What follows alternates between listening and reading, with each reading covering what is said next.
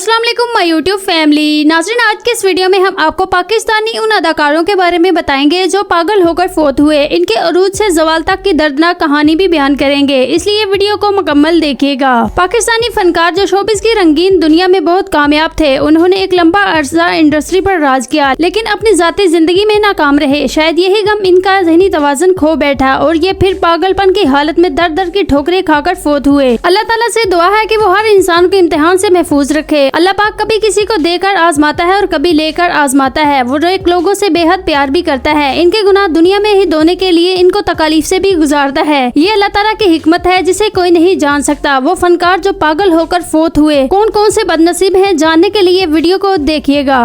Number 1 पर है रूही बानो। दोस्तों, माजी की खूबसूरत और नामवर अदाकारा रूही बानो कराची में पैदा हुई। 20 साल की उम्र में शोबिस में कदम रखा, जिसका आगाज उन्होंने कराची से ही किया था। गवर्नमेंट कॉलेज लाहौर से साइकोलॉजी में मास्टर्स की डिग्री हासिल की। हसैन मोइन के ड्रामा सीरियल जेर जबर पेश से अदाकारी की शुरुआत की। पाकिस्तान टेलीविजन इंडस्ट्री में 2 दहाइयों तक राज किया। रूही बानो ने ड्रामों समेत कई फिल्मों में भी काम किया। प्राइड ऑफ परफॉर्मेंस का अवार्ड भी हासिल किया। रूही बानो ने 2 शादियां की, लेकिन बदकिस्मती से दोनों ही नाकाम रही। इनकी रहायश गुलबर्ग 3 लाहौर में थी। 2005 में इनके वालिदा की अचानक मौत से ये डिप्रेशन में चली गयी। इसके साथ ही कुछ देर बाद इनका इकलौता बेटा भी कत्ल हो गया। ईद के तीसरे रोज इनके बेटे को नामालूम अफराद ने कत्ल कर दिया। इस अजीम सदमे के बाद ये नॉर्मल हो गयी। इसी हालत में अपना घर बार छोड़कर मंजरे आम से गायब हो गयी। 2006 से लेकर 2013 तक रूही बानो मुकम्मल तौर पर गायब रही। 8 साल तक रूही बानो लाहौर की सड़कों पर पागलों की तरह घूमती रही। दिन भर सड़कों पर घूमने के बाद रात को फुटपाथ पर सो जाना। 2013 में रूही बानो के हालात के मतलब मालूम हुआ तो मीडिया पर खबर चली। इसके बाद फनकार बरादरी और हुकूमती अहदेदार आगे बढ़े। रूही बानो का इलाज करवाना शुरू किया। 3 जनवरी 2019 को यह खबर सामने आई कि रूही बानो तुर्की के शहर इस्तांबुल अस्पताल में जेरे इलाज हैं। 27 दिन तक इनका इलाज चलता रहा और यहीं पर इनकी मौत वाक़ई हो गई और इनको तुर्की के शहर इस्तांबुल में ही दफन किया गया। नंबर 2 पर है अदाकारा नायला शाह। दोस्तों, स्टेज और टीवी शो की नामवर अदाकारा नायला शाह एक इंतहाई खूबसूरत और टैलेंटेड अदाकारा थी, जिन्होंने टीवी स्टेज पर मॉडलिंग में भी काम किया और शोहरत समेटी। लेकिन नायला शाह शोबिस की रंगीन दुनिया को छोड़कर एक नॉर्मल औरत की तरह जिंदगी गुजारना चाहती थी। इसके लिए इनको एक अच्छे हमसफर की तलाश थी। आखिर इनको वो हमसफर मिल गया जिससे उन्होंने शादी कर ली। लेकिन बहुत जल्द नायला के शोहर, जिसके लिए उन्होंने अपना सब कुछ कुर्बान कर दिया था, कुछ ही अरसे बाद इनके शोहर का इंतकाल हो गया। यूं नायला शाह बेयारो मददगार हो गई। बच्चों की खातिर दूसरी शादी की, जो कि इनके लिए मजीद तकलीफ और दुख लेकर आई। दूसरे शोहर ने नायला पर तशद्दुद करना शुरू कर दिया। उन्होंने अपने शोहर को छोड़ा और अपने बहन भाइयों के पास आ गईं। लेकिन बहन भाइयों ने भी इनको कबूल ना किया। आखिर ये अपने बच्चे लेकर सड़क पर आ गई और भीख मांगना शुरू कर दी और अपना ज़हनी तवाज़ुन भी खो बैठी। ये 2 वक्त की रोटी को तरस गई। खुराक की कमी की वजह से ये मुख्तलिफ बीमारियों का शिकार हो गई। यूं लाहौर की सड़कों पर दर बदर की ठोकरें खाती रही और इस दुनिया से रुखसत हो गई। नंबर 3 पर है नुसरत आरा। ऐनक वाला जिन की मरकजी अदाकारा बिल बतौड़ी, जिसका असल नाम नुसरत आरा था। नुसरत आरा का ताल्लुक कराची से था और ये कराची में ही पैदा हुई। ये 80 की दहाई में लाहौर आ गयी। लाहौर फिल्म इंडस्ट्री इस वक्त उरूज पर थी। इनको फिल्मों में काम करने का मौका तो नहीं मिला, अलबत्ता टीवी में काम करने का मौका जरूर मिल गया। मशहूर ड्रामा ऐनक वाला जिन, जिसमें उन्होंने बिल बतौड़ी का किरदार अदा किया था, ये किरदार ही इनकी शोहरत का बायस बन गया। लोग आज भी इनको असल नाम के बजाय बिल बतौड़ी के नाम से ही जानते हैं। ऐनक वाला जिन ड्रामे ने पूरी दुनिया में शोहरत हासिल की। हैरानकुन तौर पर इस ड्रामे में काम करने वाले फनकारों को किसी दिगर ड्रामे में काम नहीं मिला, जिसकी वजह से इनकी जिंदगी में गुर्बत आ गई और इस गुमनामी में 30 साल भटकती रही। लाहौर में ये किराए के मकान में रहती थी। गुर्बत और इलाज न करवाने की वजह से मुख्तलिफ बीमारियों में मुब्तला हो गयी। बिल बतौड़ी किराए के मकान में रहती। जब भूख लगती तो दादा दरबार चली जाती, वहाँ से चावल खाती और साथ भी ले आती। मुसलसल कई साल चावल खाने से इनको जिल्द का इन्फेक्शन हो गया। जब सोशल मीडिया पर बिल बतौड़ी की तस्वीर शेयर हुई, जिस पर देखा जा सकता है ये लाहौर के गंगाराम हॉस्पिटल की सीढ़ियों पर बेयारो मददगार लावारिस बैठी हुई है, जहाँ पर ये इलाज के लिए गई थी।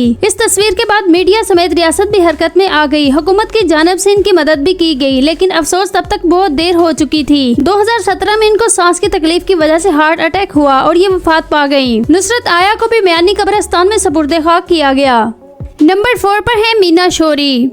बरसगीर पाक हिंद की मशहूर और मरूफ अदाकारा मीना शौरी ने न सिर्फ पाकिस्तान बल्कि इंडियन फिल्म इंडस्ट्री पर भी राज किया। मीना शौरी का असल नाम खुर्शीद जहां था। ये 1921 में पंजाब के शहर लाहौर के इलाके रायवंड में पैदा हुई। ये एक नहायत गरीब घराने से ताल्लुक रखती थी। मीना शौरी की बहन की शादी मुंबई में हुई थी और ये इनसे मिलने मुंबई आई। इनके बहनोई का नाम असलम था, जो फिल्म इंडस्ट्री में काफी जान पहचान रखते थे। एक दिन मीना शौरी अपने बहनोई के साथ फिल्म की शूटिंग देखने गयी। इस फिल्म के डायरेक्टर सोहराब मोदी थे। जिस फिल्म की शूटिंग चल रही थी इसका नाम सिकंदर था। मीना शौरी अपनी बहन के खूबसूरत कपड़े पहनकर वहाँ गई थी। ये जब वहाँ पहुंची तो स्टूडियो में मौजूद सबकी नजरें मीना शौरी पर जम गई। सोहराब मोदी ने अपनी फिल्म में कास्ट करने का इरादा कर लिया। यूँ इस फिल्म के छोटे से रोल में इनको ले लिया गया। ये एक तारीखी फिल्म थी। इंडस्ट्री में कदम रखते ही इन्होंने अपना नाम बदलकर खुर्शीद जहां से मीना शौरी रख लिया। फिर इसी दौरान उन्होंने सोहराब मोदी की मजीद 3 फिल्में साइन की। 1942 में मीना शौरी ने फिल्म डायरेक्टर जहूर अहमद से शादी कर ली, लेकिन अफसोस की ये शादी ज्यादा अरसा न चल सकी और तलाक पर खत्म हो गई। इस फिल्म के डायरेक्टर रूप किशोरी थे। इस फिल्म के बाद रूप किशोरी और मीना की शादी हो गई और यूँ ये मीना शौरी बन गई। फिर 1949 की फिल्म एक थी लड़की, इस फिल्म का गीत मीना शौरी की पहचान बन गया, जो कि लता जी की आवाज में था। लारा लपा लाई रख दी। इंडिया में रहते हुए तकरीबन 3 दर्जन के करीब फिल्मों में काम किया। इस दौर में क्या में पाकिस्तान भी अमल में आ चुका था। यूँ ये पाकिस्तान आई और फिल्म में काम किया और कामयाब हो गई। इस फिल्म के बाद मीना शौरी ने अपने शोहर रूप किशोरी के साथ वापस जाने से इनकार कर दिया और यूँ उनकी तलाक हो गई। रूप किशोरी हिंदू थे जबकि मीना शौरी मुसलमान थी। रूप किशोरी से तलाक के बाद मीना शौरी ने शोबिस से वाबस्ता एक शख्स रजा मीर से शादी कर ली, लेकिन अफसोस ये शादी भी नाकाम हो गई। इसके बाद मीना शौरी ने पंजाबी फिल्मों के मशहूर विलन असद बुहारी से शादी की, लेकिन हैरानकुन तौर पर ये शादी भी टूट गई। यूँ मीना शौरी ने 5 शादियां की और सभी नाकाम रही और किसी भी शोहर से कोई औलाद ना हुई। उन्होंने पाकिस्तानी फिल्मों में काम करना जारी रखा और फिर शोहरत का सूरज गरूब हुआ, जवाल का सफर शुरू हो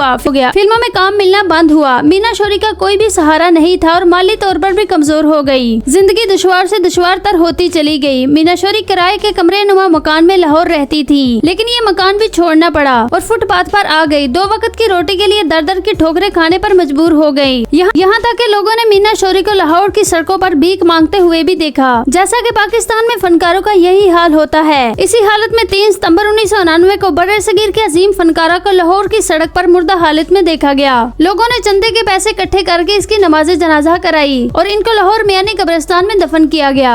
दोस्तों, ये थे पाकिस्तान के मशहूर फनकार जिनका दर्दनाक अंजाम हुआ। चैनल को सब्सक्राइब कर दें और कमेंट सेक्शन में अपनी राय का इजहार जरूर करें। मिलते हैं नेक्स्ट वीडियो में, तब तक के लिए अल्लाह हाफिज।